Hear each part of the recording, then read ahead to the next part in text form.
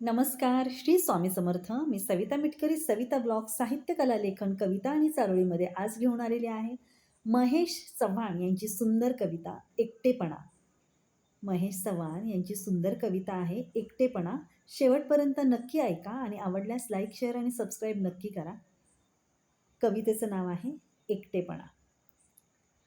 जगात कुणी कुणाचं नसतं हे जरी खरं असलं, जगात कुणीच कुणाचं नसलं हे जरी खरं असलं, तरी एकट्याने आयुष्य सांगा बरं कसं जगायचं? तरी एकट्याने आयुष्य सांगा बरं कसं जगायचं? साथ हवी कुणाची तरी सुखात मनसोक्त हसताना. साथ हवी कुणाची तरी सुखात मनसोक्त हसताना. खांदा पण हवा एखादा अश्रू डोळ्यातून वाहताना. खांदा पण हवा एखादा अश्रू डोळ्यातून वाहताना. सोबत असावं कुणी वाटा वेगळ्या चालताना. सोबत असावं कुणी वाटा वेगळ्या चालताना. आणि मिठीत हवं कुणीतरी पहिल्या पावसात भिजताना. मिठीत हवं कुणी पहिल्या पावसात भिजताना. जगात कुणी कुणाचं नसतं हे किती जरी खरं असलं, तरी एकट्याने आयुष्य कसं जगायचं बरं? भावभावना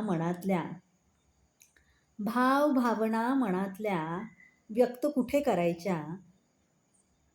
आणि सोबतीला कुणी नसेल तर भावना फक्त मनातच मारायच्या. एकटेपणाचं ओझं मनात कुठवर साठवायचं? एकटेपणाचं ओझं मनात कुठवर साठवायचं?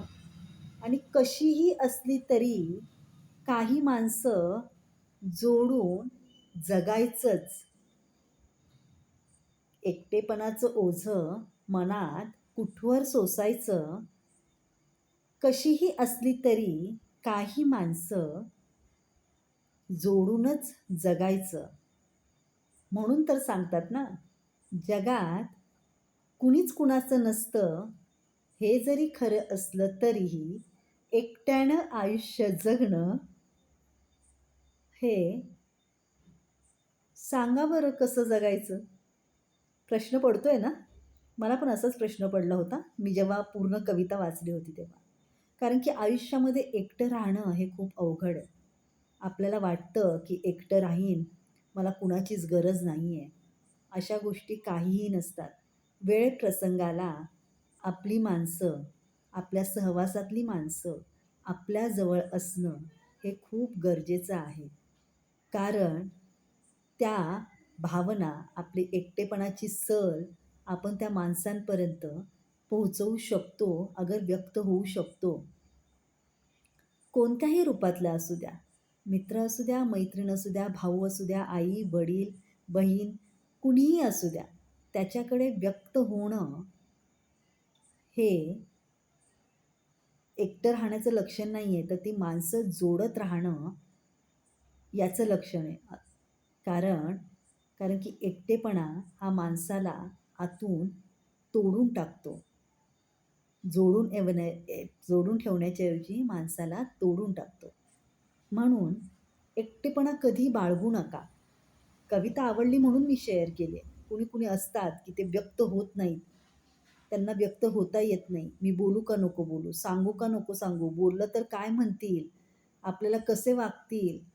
हा पण मग स्पष्ट राहायचं, स्पष्ट बोलायचं. जिथे कोणती गोष्ट बोलू वाटते तिथे मस्त बोलायचं, शेअर करायची. आणि दुसरी गोष्ट, आता मी गावाकडे गेले होते, तेव्हा आमच्या चुलत जावा, माझ्या अ, पूर्ण भावकीतल्या आमच्या जेवढी पाहुणे इतकी मनसोक्त हसून खेळून राहत होती.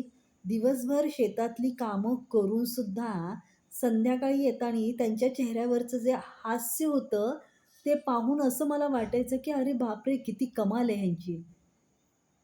आज पावसापाण्यामध्ये उडीद काढायचे आलेत, कुणाचं मूग काढायचे आलेत, कुणाची सोयाबीन काढायची आली आहे.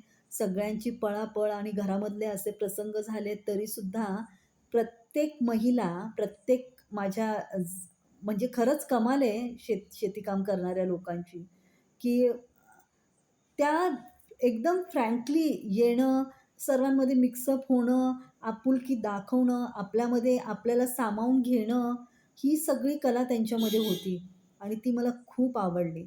आणि आज जी कविता जी सांगायची आहे, ती खरंच ह्याबद्दल होती. सांगण्याचा दृष्टिकोन हा हा होता, की आपण स्वतःला कधी एकटं समजू नका.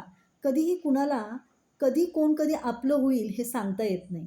त्याच्यामुळे एकटेपणा सोडून द्या आणि व्यक्त व्हा. अ, हे छान सांगितलेले आहे.